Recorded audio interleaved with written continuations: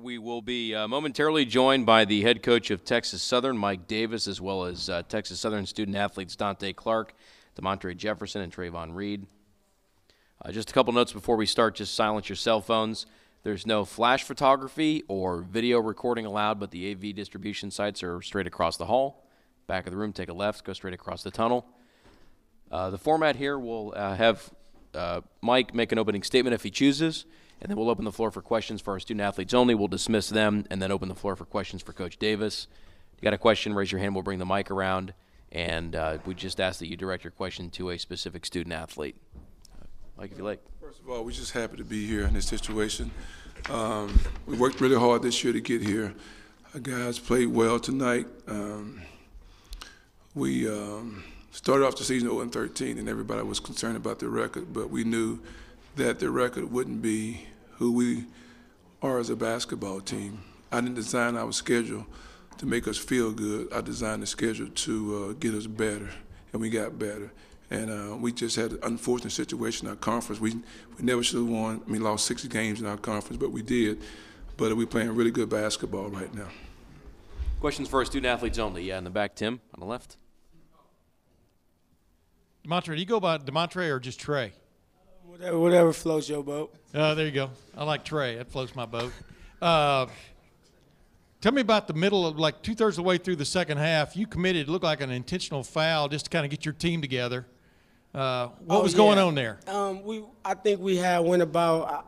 I noticed we had a 10-point lead for about 3 minutes, same score. So it was kind of like, and we was kind of moving too fast, turning the ball over. So I just wanted to slow the game down and tell them that we might have been up more than 10 actually. And I told them that I said this is only 5 threes. I said we gotta put the game away. There's a lot of time on the clock. That's 5 threes, and then they're back in the game, and we're rattled.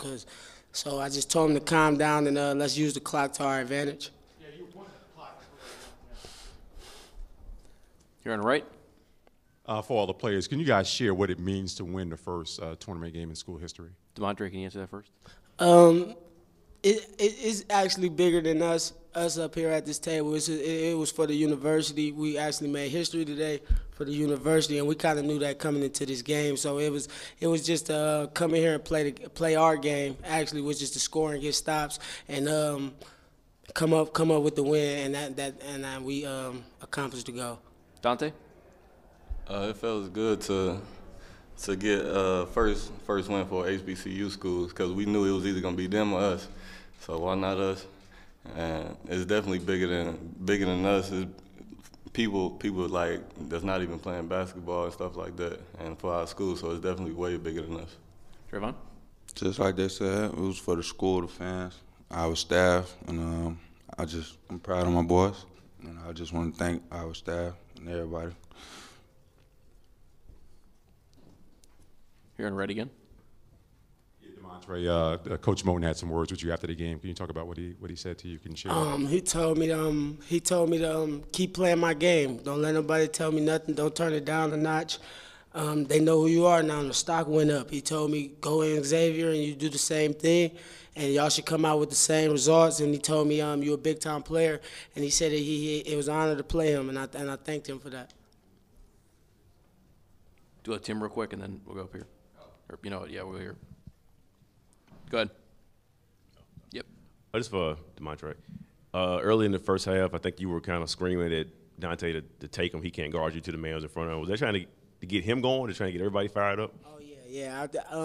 I come in the game and I tell everybody. Once we started, I think he started off about 0 for 2, and I told him, I'm like, he can't guard you. You making your shots tougher than what it was. And once I told him that, and then once I always tell him that, I got to tell him that about once a game, him and Bruce. But once I tell him that, he always get locked in and he answers.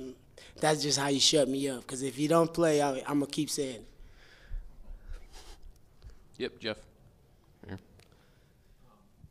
First for Dante, what makes DeMontre a good leader? Because it really seems like he's a leader on this team.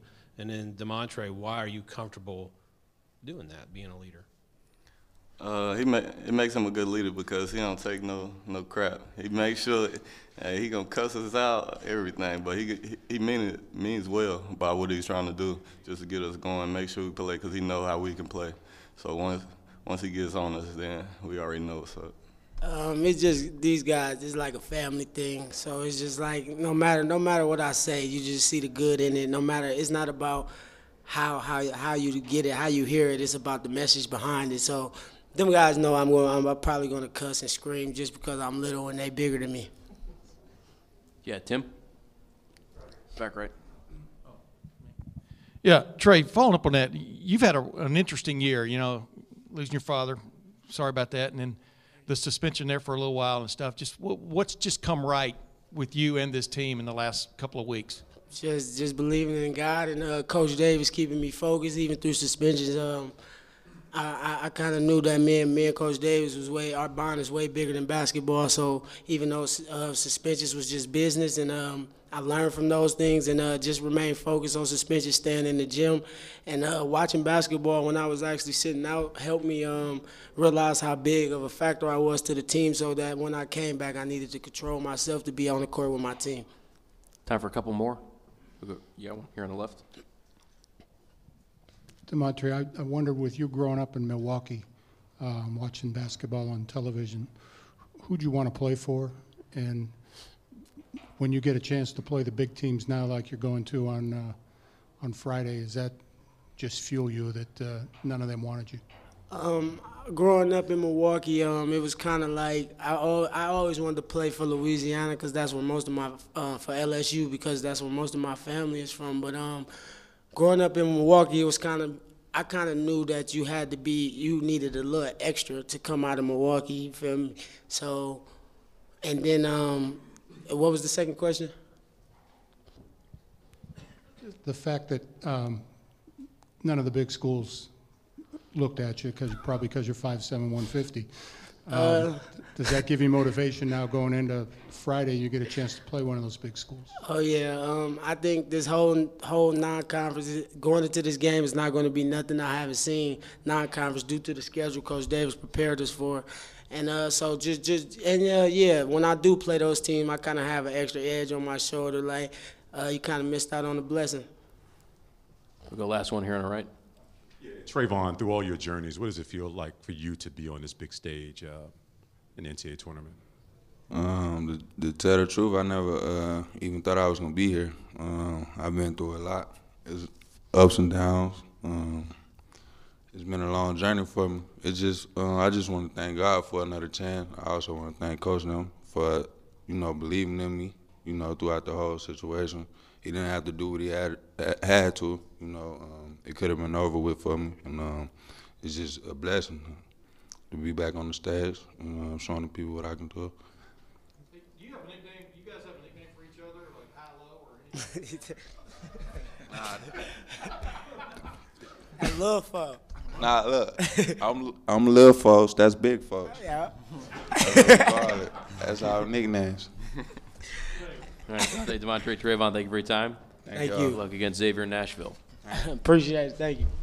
Questions for Coach Davis? Right here in the front. Coach, what was your game plan going in against Rashawn Davis? He had 8 for 10 in the first half, and then he only took one shot in the second half. Was your game plan to kind of double him and let everybody else try to kill you guys? Well, we didn't want the three-point shooter to hit threes. A lot of those guys shoot in the high 30s, and so I didn't mind him. I didn't want him to score that easy, but we wanted to double off the non-shooters.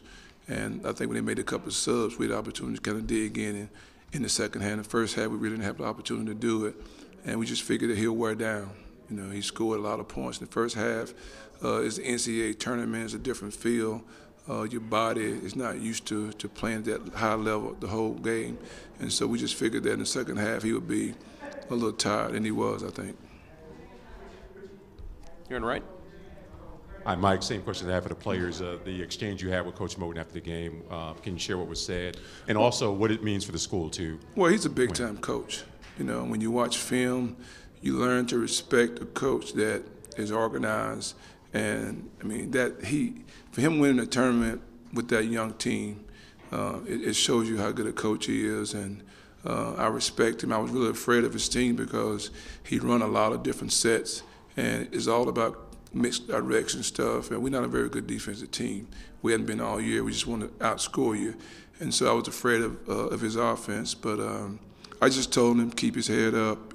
Great job with that team winning the tournament.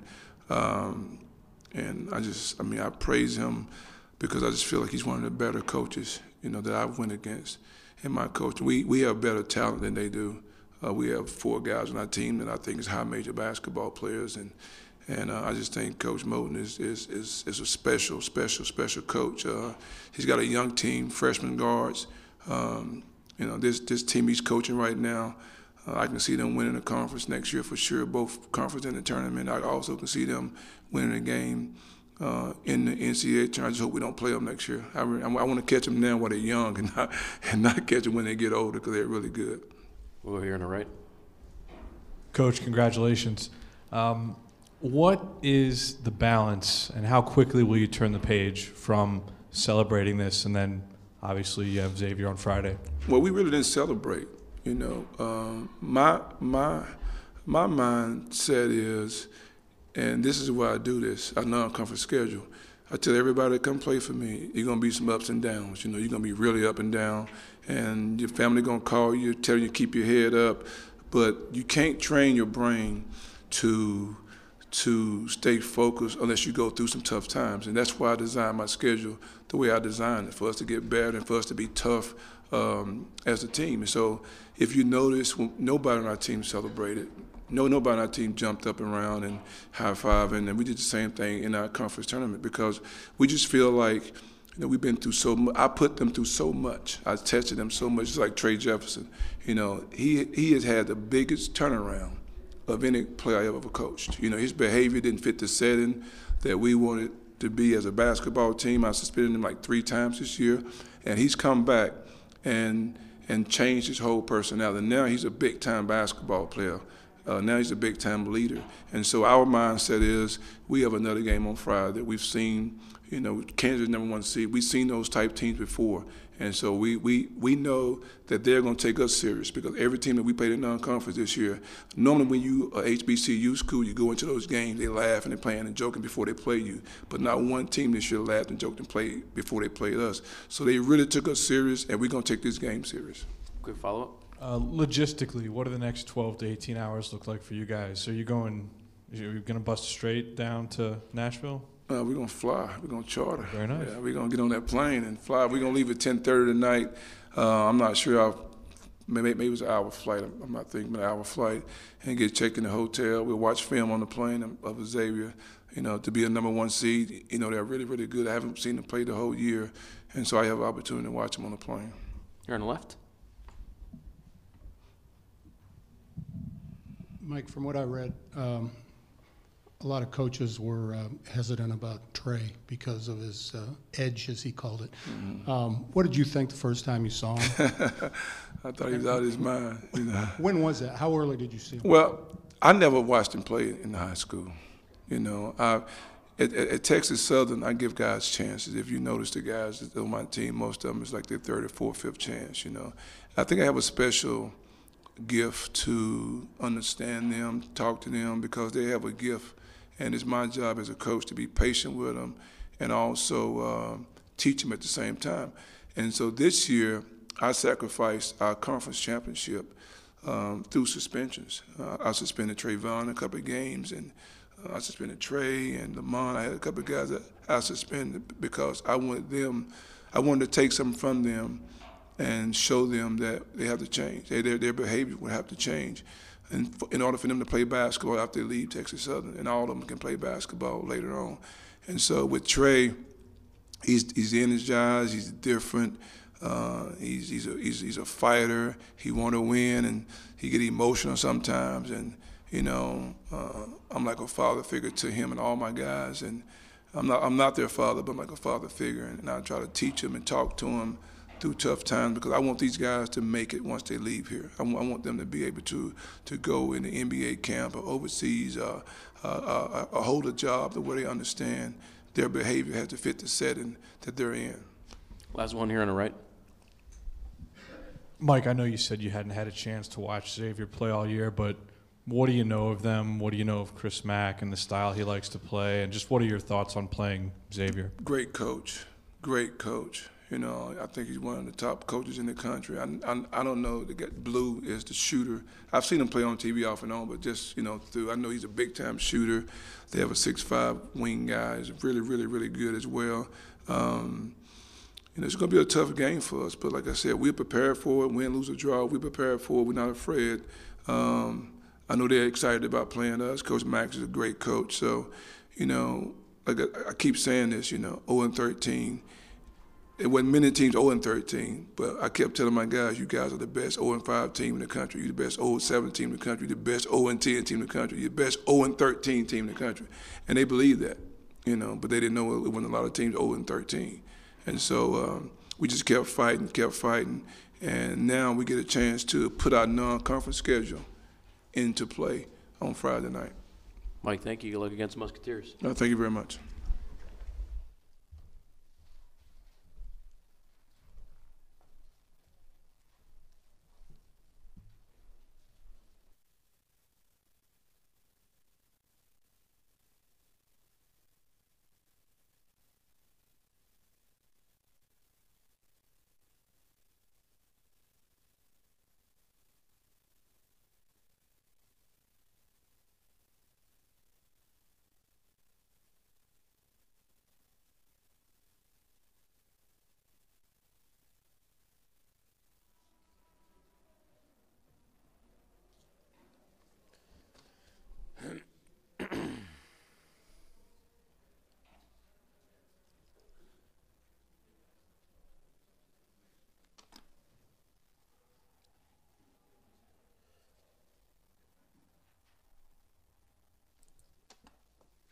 All right, we're now being joined by the head coach of NC Central, Lavelle Moton, as well as Eagles student-athletes Jordan Perkins and Rashawn Davis.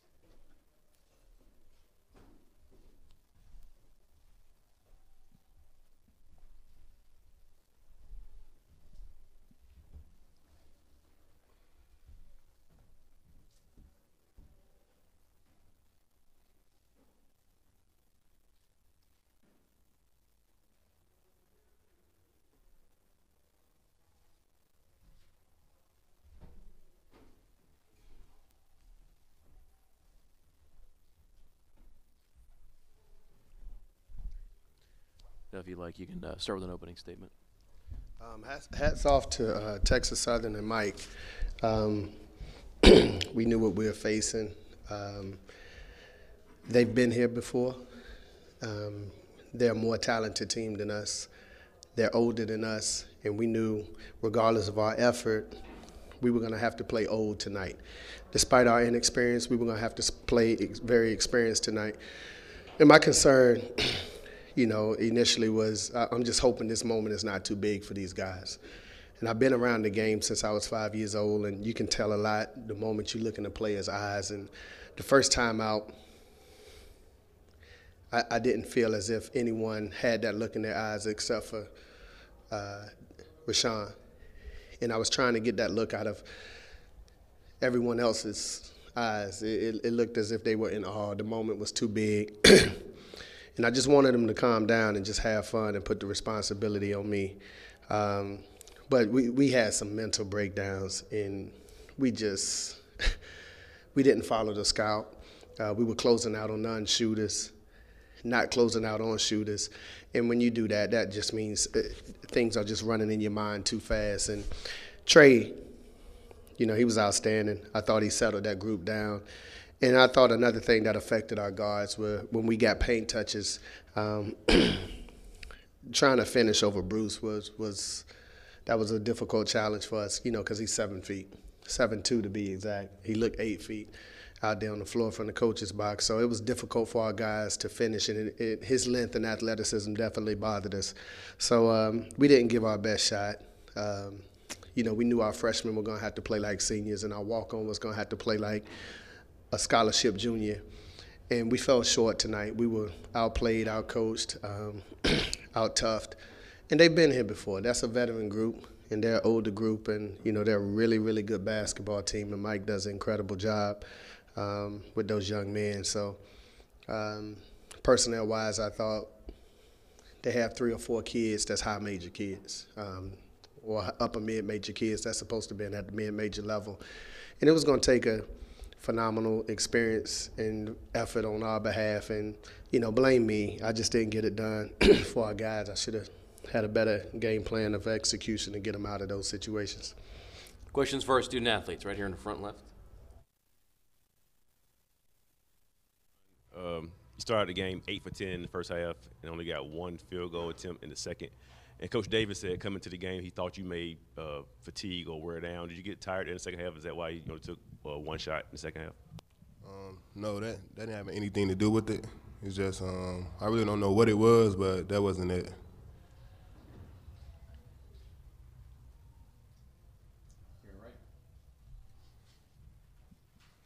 Coach, going to the half, trailing. Oh, sorry.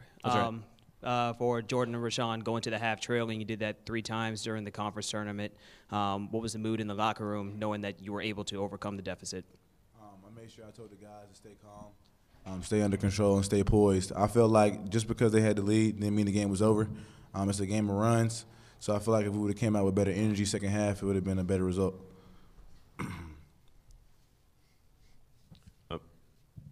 Jordan, as the point guard, when Rashawn as hot as he was in the first half, and other guys were struggling from the field a little bit, was your mindset to keep feeding him, even though the defense was kind of focused on him, or trying to get everybody else involved there in the second half?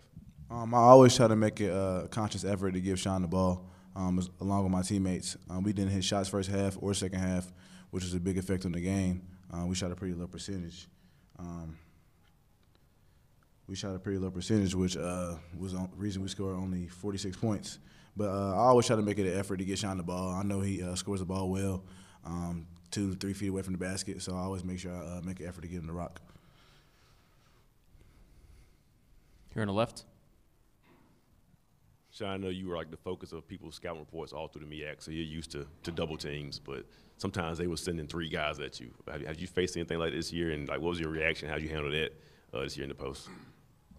Yes, I've seen it a few times. And my reaction is I just have to pass it back out and hit the open guy, and then that's pretty much it.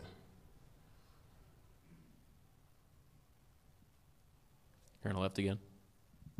For the guys again, obviously it's your first time here. It didn't end like you wanted to, but what can you just take from this overall experience of being here in a year when you kind of surprised people who didn't expect you guys to get here? Just getting better. Coach Moton told me, it's all about getting better. So next year we plan to be back, me and Sean, with a better mindset, coming to win games. I feel like we were here to win games, but we didn't deliver like we were supposed to. Next year it'll be a different story.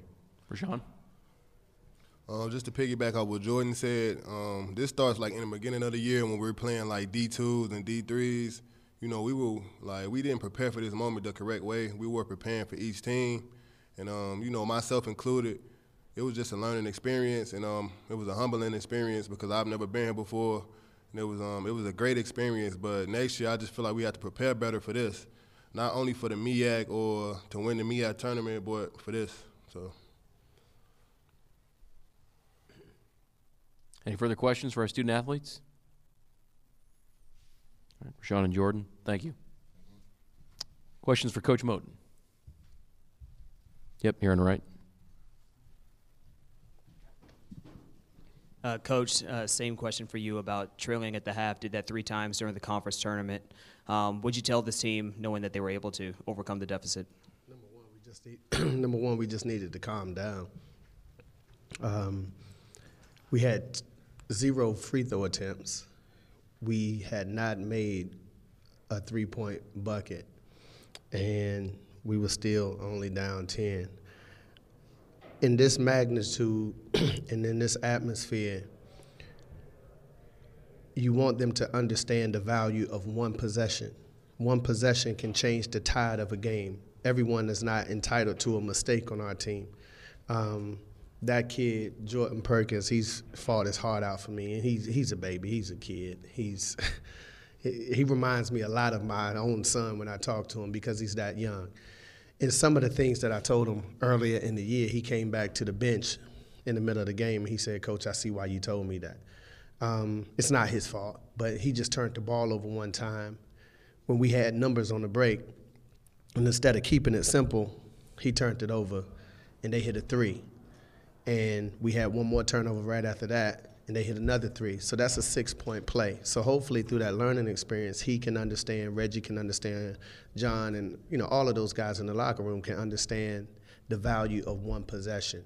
We didn't respect the possession the way they respected the possession. We have to respect the possession much more because we don't have the talent nor the firepower that they've had. Even though we've injury prone and shorthanded, that's not an excuse. We are here, and we just didn't get it done. Here on the left.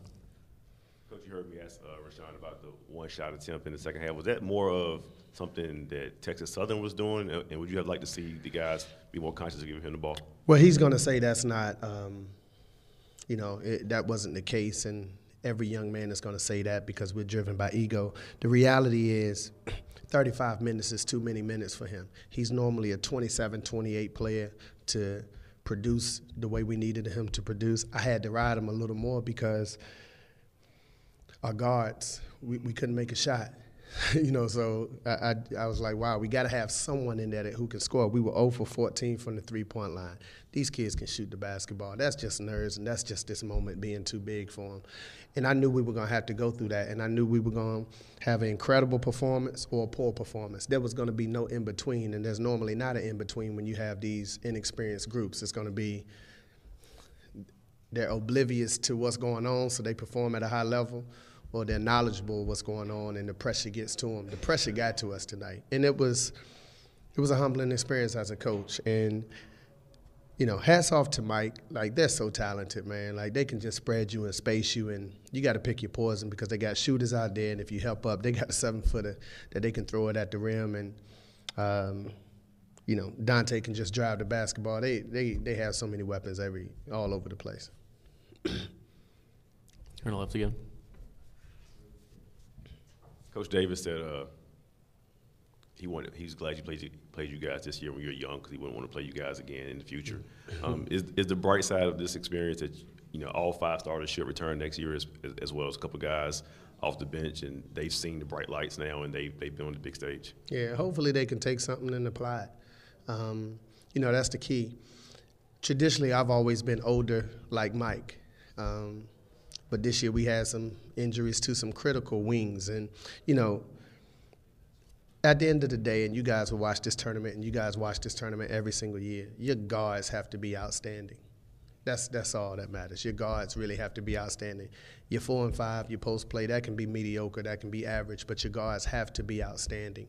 And so tonight we played young. We coached young. We didn't look like a veteran group.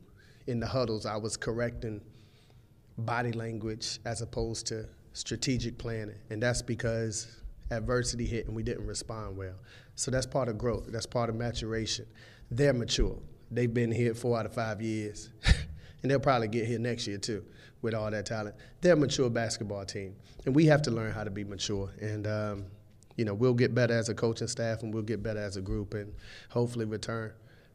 I thought one of the critical things, and I told our guys in the locker room, no one believed in you. And that's a dangerous thing because now when you accomplish what you accomplish, you can just become that guy that's happy to be here. I thought we played like a group that was happy to be here instead of a group that was desperate to advance. They played desperate to advance. They wanted to go see Xavier. Our guys was happy to be here. And you can't blame them for that because they were the underdogs. Put that on me. I didn't have them prepared. It was difficult to practice. We had 4 games in 5 days last week, so you had to kind of manage everything, and I tried to play everyone and throw something until it stuck, and we just didn't have the answers, but credit them, Texas Southern was better than us. Have one more question if you guys have it. Yep, you're on the right, last one. Coach, with just 4 seniors on this team, a lot of people coming back next year, what can you say as you look towards the future for this program? It looks bright. Hopefully, Rashawn London, he tore his ACL early on. He would have helped us so much because he brings so much colonial athletic experience. Jabri Blunt will fill in. He's a man. He's a mature guy. And we have some kids that we have committed during the recruiting process, and we got to finalize the recruiting. So you couple that with the fact that you do have returners, and the future looks bright. And, you know, regardless of that, it didn't end the way it wanted to end, that we wanted it to end. And whoever comes up to this podium, you know, at the end of the year, only one team is going to be happy, and that's the part that sucks. You know, the same thing that makes you laugh will make you cry in this game. And we were laughing last week, but now we're crying. But we're going to find the positives, and I'm extremely proud of those group of young men in that locker room. They have absolutely nothing to be ashamed of, and, you know, it was an honor and a pleasure for me to coach them. Lavelle, thank you. Congratulations on your season. Thank you.